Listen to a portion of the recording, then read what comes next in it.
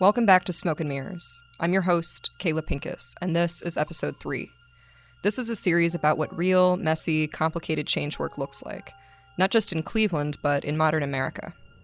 So far, we've discussed community policing, my journey, and Cleveland's new discipline policy. Today, we're turning our focus to the Community Police Commission, the CPC. The CPC is designed to be the most powerful civilian oversight body of a police department in U.S. history. Through this commission, we, as a community, hold the final say over police policy and discipline in Cleveland. But as we'll examine in this episode, the current selection process for commission members puts our community under threat. When we talk about these selections, it's important to keep in mind that this isn't about any one person. The people being selected, not being selected, are not the problem. The problem is the system that led us to this point, and our task is to figure out how to fix the problem. And, spoiler alert, we can fix the problem, because the situation is still in motion. When I speak to you, I want you to always walk away from hearing me with a feeling of empowerment, equipped by both knowledge and a solution. So, when it comes to the commissioner selections, how are these decisions being made? Why do they exclude people with personal experience and deep knowledge of Cleveland policing, as is required under the law for good reason? And why does any of this matter? Before we dive in, don't forget to follow me on Instagram at Lil Struggles. That's Lil Struggles with a Z, for updates and behind-the-scenes insights on this series. Now, let's get into it. The process and selections of new commissioners has not been transparent and has not followed the law. Remember that in 2015, a community police commission was created under what's known as the Federal Consent Decree, or Settlement Agreement. By 2021, Cleveland voters came together and decided to take that commission, supercharge it with powers, and codify it into city law so that it would stick around forever. Now, the CPC has final say over policy and discipline for the Cleveland Division of Police. But the big question is not just what this commission is, but who are these commissioners? The whole thing doesn't mean much if it's just stacked with the same old people making decisions from before. When the commission existed before, it was required to have a very specific group of diverse community members and leaders selecting them so that no shenanigans could happen. Instead of following that model, the current administration put 5 people on the selection committee, all of whom are paid by his government, some more directly than others. And yes, I checked my facts. I already know people are going to take this personally and get in their feelings. But I've said it once and I'll say it again. This is not about any of us as individuals. This is supposed to outlive all of us. We're supposed to be making these systems sustainable to live on beyond us. If it wasn't you with a conflict of interest, it could have been someone else. If you're one of these people, ask yourself if you're comfortable with that. Now, that doesn't mean that they can't be good decision makers, but it does raise serious concerns if those voices are not balanced by anyone else. So, what's gone wrong? Well, for starters, we have no idea what the selection criteria were for those interviewed or nominated. But what we do know is that not a single new commissioner nominated has attended a commission meeting or been part of the work that has gotten us here. I'm not sure where they've been, but what's clear is that the current administration rejected anyone with deep knowledge and experience with police policy and change work in Cleveland. Full stop. Let me repeat that. Not one person with experience on Cleveland policing and reform process was selected, and many of those who do were not even interviewed. What is that about, if not the city wanting these new commissioners to be surrounded by smoke and mirrors? On the one hand, I understand clearing house if you feel like something has gone wrong in the past. On the other, this behavior obviously hamstrings any change. Those who know how to make it happen are left out of the room without a seat at our table, while those who do not want change are overseeing the new people's training. All right, next issue. Remember we spoke about the law Clevelanders passed to create this commission? It was extraordinarily specific about certain groups that are required to be included on the commission itself. Yet, the following 5 groups are not included for this next commission. And here, I'm quoting directly from the city's charter language. 1. Those who have been directly impacted by police violence or be a family member of a person who has been killed by police. 2. those who have been incarcerated and exonerated where police were involved in the wrongful conviction or incarceration. 3. LGBTQ+. 4. Faith. And 5. At least 2 commission members must represent community organizations focused on civil rights issues. None of these groups were selected, and aside from it being all of our responsibility to follow the law, including our politicians, they were supposed to be included for a reason. These voices are important to this work. And just to speak on that last criteria for a moment, you don't get to be a member of a group and claim to represent them. Let's say someone claims that because they are a member of the NAACP or the ACLU, they are their representatives. Well, hey, I'm an American, so do I get to be president? How about if I go to Jamaica? Am I now the American ambassador to Jamaica? I'm a Cleveland resident, so am I now the mayor? Right, obviously, that's not how it works. And the law makes a very clear distinction between being a member of a group and being a representative of a group. Unless someone was put forward as a civil rights organization's representative, they simply do not satisfy that criteria. And what you'll hear later on is how the city, when they realize that they've gotten caught, will run to random organizations to get retroactive endorsements for people to justify a decision they already made. The rest of us regular people know that you don't get recommended for the job after you get it. That's called deceptive nepotism, and we see you. Now, moving on. I want to be clear that there are some excellent candidates who were interviewed and even picked. I can't stress that enough, and I don't have time right now to go through one by one and talk about these people, but truly, I respect each person who was interviewed. The sad thing here is, 1, if you were selected, none of this is your fault. And 2, each one of you may be a good candidate, but collectively, you do not represent the Cleveland community in the very intentional way it is defined in the city's charter. I go back again to the question of why. Cleveland is filled with highly qualified people who could have appropriately filled these roles. Many who applied. There are people who applied with direct personal experience of the issues. For example, the law says that someone must be on the commission with, at the least, knowledge of homelessness. Lou, a homeless community member, applied for the commission 2 years ago and was not even granted an interview. Despite this, for the 2 years I've been around, Lou has been a consistent presence at nearly every meeting as well as on multiple work groups, providing thoughtful and substantive input on issues affecting Cleveland's most vulnerable communities. As someone who has lived with the realities of homelessness, Lou offers a perspective that no organizational affiliation can replicate. Yet, believe it or not, Lou applied for the commission again this year and was again not granted an interview. Instead, the city prioritized people affiliated with organizations that serve marginalized populations rather than those people who have lived those realities. What is this about? Are they prejudiced? Is lived experience secondary to fancy titles? So, while this new commission, if seated, would illegally misrepresent the Cleveland community as a whole, let's focus on the most glaring misstep of all, a specific selection that blatantly breaks the law. This decision effectively robs both the civilians and Cleveland police, who are meant to constitute this commission, of their rightful representation. Many of you will know about a bedrock Cleveland institution, the Black Shield Police Association, established in 1946 to combat discrimination against minorities, including women. Now, it's facing direct attacks on its independence. All right, follow me here.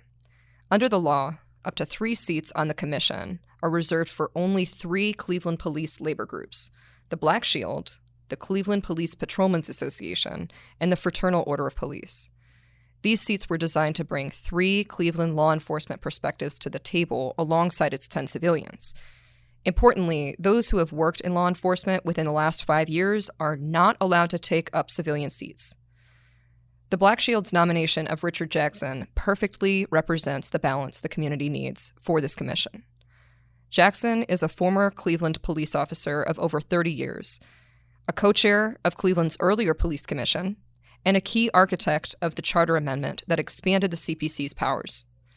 Remember, we've talked about this false choice between public safety and police accountability. Jackson stands at a critical intersection between Cleveland's police and the city's Black community. His absence on this last commission hugely hindered the CPC's effectiveness, and his impact is inherently limited without a formal seat at our table. This is a table, by the way, that he largely contributed to building. I've worked closely with Richard for 2 years on critical initiatives, including co-authoring the new discipline policy for the Cleveland Police, so I can personally attest to what I'm saying. Unlike the newly selected commissioners, who have yet to engage in the commission's work, Richard has a vast understanding of the landscape in front of us and has shown a tireless commitment to this effort, even when it has come at great personal cost. With Jackson on the commission, we have a rare chance to not only address our city's pressing challenges, but also position Cleveland as a national leader in modern policing standards. I cannot stress this enough. Opportunities like Richard Jackson are rare, and it's essential that we grasp the full significance of having someone of his caliber among us, not only for today, but as a lasting contribution to Cleveland's history. All right, so let's continue. Unsurprisingly, the Black Shield held a democratic vote to select Richard Jackson to represent them. Despite Jackson's unmatched qualifications and alignment with the law, the city did not nominate him to the commission and instead nominated Sheila Mason, a former police chief of a very small police department outside of Cleveland. They tried to claim that because Mason is a member of NOBLE, a national organization of law enforcement executives unaffiliated with Cleveland policing, they could use it as a backdoor to circumvent the Black Shield. But that was a clear violation of the law, and when the federal court took issue with their behavior, the city knew they were in trouble. That's when, and I kid you not, they turned to the Black Shield to pressure them into switching their choice to Mason, a person who is not and has never been a member. This obscene interference comes on top of recent directives from on high directing leaders of the Black Shield along with other labor associations to vacate their roles and return to street duty. Now, the more powerful labor unions said absolutely not, but the Black Shield was left to fend for itself, a prime target to be leveraged. So, the city has touted the raises it's given officers in these last years as their own success. But would any of that have happened if not for the labor leadership using their designated office positions to advocate for their members? No one would have had the time. Perhaps most troubling is what this pressure campaign says about how the city views the Black Shield and reveals an extraordinary lack of integrity on the part of the city's leadership in the process. By asking individual members of the Black Shield to break ranks and reverse its democratic decision, the city has shown a blatant lack of respect for an organization that was built on dignity. And listen, don't be surprised if, seemingly out of nowhere, some of these Black Shield leaders start getting put up on charges or inexplicably demoted. Or if something weird happens to me for speaking out on these issues. That's how the city operates far too often. They use power dynamics as leverage to get us to do their bidding. The irony is astounding. This administration touts its support for police while allowing, or even directly putting, their minority officers in the line of fire. Their rhetoric is as filled with smoke and mirrors as the day is long. That is the reason we created a community police commission, to make sure nepotism and power don't go unchecked. And so long as they keep disempowering the commission itself, not putting the right people on it like the Black Shield, they'll continue to get away with this corruption. Let's make it simple. Mason's nomination breaks the law, and the city knows it. Mason is another person who seems like she would be an excellent candidate for the commission. In 5 years, when she qualifies as a civilian. She retired from law enforcement just 6 months ago, and therefore is not allowed to take up one of our civilian seats. She does not qualify for a Cleveland Police labor seat, as she has never served with the Cleveland Division of Police. Those designated law enforcement seats on the CPC are for Cleveland officers, so that they can bring their expertise with Cleveland-specific policing. Otherwise, what is the point? These labor unions were intentionally included as informed experts and stakeholders to ensure that Cleveland police perspectives are part of the oversight process. Letting NOBLE take a seat meant for Cleveland's labor groups devalues the role these groups play in shaping policing. It's outrageous. It undermines their ability to contribute to policy and discipline decisions, areas where their insights are essential, and sends a clear message that organized labor's role in oversight is expendable. It's just another move to turn civilians and police against each other, and I want it to be clear that this community member, the daughter of a union lawyer, is not having it. If organizations like NOBLE gain a foothold on the commission, there is nothing stopping a police officer from the moon, or worse, Cleveland's chief of police or public safety director, from filling these seats. who will speak for the rank and file officers then? If the CPC is to succeed, it needs leaders who are deeply connected to the communities they serve, who understand the complexities of Cleveland policing, who are unafraid to push back against systemic problems, and who know how to. We cannot stand by while voices like Richard Jackson are excluded in favor of those without direct knowledge of what we're dealing with. The issues we've discussed so far are not isolated missteps. They reveal fundamental failures in the CPC selection process, threatening to turn our independent Community Police Commission into just another governmental joke. The Department of Justice and Federal Monitor have taken note of these issues and are in the process of reviewing how they are going to deal with the city and the games it's playing. What's clear is this. The city seems to prioritize optics, titles, and complacency over deep first-hand knowledge. It sends a troubling message. They spent more time in interviews focusing on how candidates go with the flow than asking how they plan to enact real change. Now, some people are going to say, Kayla, you're the problem, because you're telling the community all the wrong that we're doing. You're not a team player. You're too negative. Well, let me tell you this. Stop lying to these people. Do the right thing by us. Don't get mad when y'all are the ones doing the wrong thing and we shed light on it.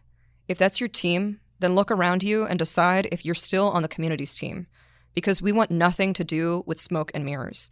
The truth teller is not the problem here. The truth is the problem. You can't deceive this community into complacency when we can see you on Front Street prioritizing yes men or those who don't know any better over people who properly represent Cleveland and know how to do the work. This is our community. I am a patriot of our commission. I will be darned if you try to make it yours. So, let's boil all this down to what can be done. City Council is required by law to select one of these candidates on their own. After all, this is not a dictatorship. They have the ability, right now, to create their own selection process, hold interviews, and select their own qualified candidate. They also have the responsibility to veto any of the mayor's selections they deem to be unqualified. That is their job. It presents them with a unique opportunity to show their own integrity and bring integrity back into the foundation of the commission. Conducting a thorough, independent selection process that considers a broader pool of candidates could go a long way toward restoring public trust. Or they can rubber stamp the mayor's nominations and be held responsible for knowingly violating the law. Unfortunately, there are indications that this is the direction they're leaning toward. If you're new to this, now is your first opportunity to act, and we'll watch together as our voices matter in real time. Contact your council member by calling or emailing them. You can Google to find their emails and phone numbers on the city's website, and follow me on Instagram at Lil Struggles, that's L-I-L Struggles with a Z, for more help with this. I'll be putting together tips and tools and going live with all of you while we do some of this together. But here's what we need to say to them. First, ask for the selection criteria for their nominee, and whether they will consider candidates beyond the mayor's current list of nominees. Second, advocate for candidates like Richard Jackson, whose unparalleled qualifications we cannot afford to go without. And third, oppose the nomination of any commissioners who don't legally qualify, which includes Sheila Mason, and any civilians who do not live in the limits of Cleveland. And listen, I know this is a big ask, but if you're a nominee and you look at yourself and realize that you're one of the people being used as a political football, this is a big moment for you. Take time to reflect on who you want to be and the impact your presence could have on this community, especially if you're not fully ready for the role. This is bigger than any one of us, and I hope you don't take this personally. Consider stepping back from the nomination. It's a bold move, but boldness is what we need. Too much has gone wrong when people put themselves at the center of their own agenda. True leadership comes from knowing when to step aside, trusting that your time will come, when it's not tied to someone else's ulterior motives. And for the rest of us, let's hold our city councilors accountable and ensure our Community Police Commission is set up for success. We cannot let people who perceive themselves to have total power bully us or the institutions that protect us, like the Black Shield, into submission. If they think they can get away with that in Cleveland, it's just another example of how disconnected they are from who we are. See you next week. Thank you, Kayla Pincus, for your insight on the Community Police Commission And thank you, the listeners, for tuning in to this week's installment in the series Smoke and Mirrors. Stay tuned right here on WOVU 95.9 FM. Our voices united, mission driven 24/7.